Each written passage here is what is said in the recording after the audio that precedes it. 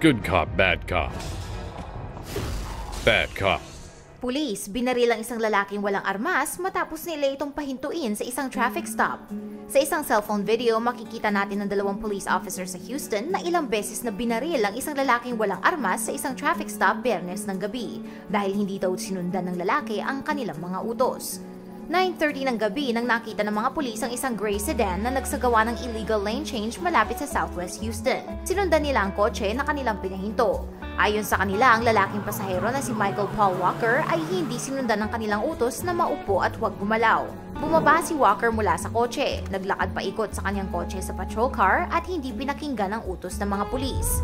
Isang saksi ang nag-record ng mga pangyayari at makikita sa video na ipinakita ni Walker na wala siyang armas sa pamamagitan ng pagtanggal sa kanyang suot na damit. Nag-open fire ang isang officer at si Walker ay nabaril ng 3 beses, 2 sa paa at 1 sa gilid ng katawan. Makikitang natumba siya sa harap ng isang convenience store nang pinuntahan siya ng isang officer at pinanood siyang ma-handcuff ng isa pang pulis.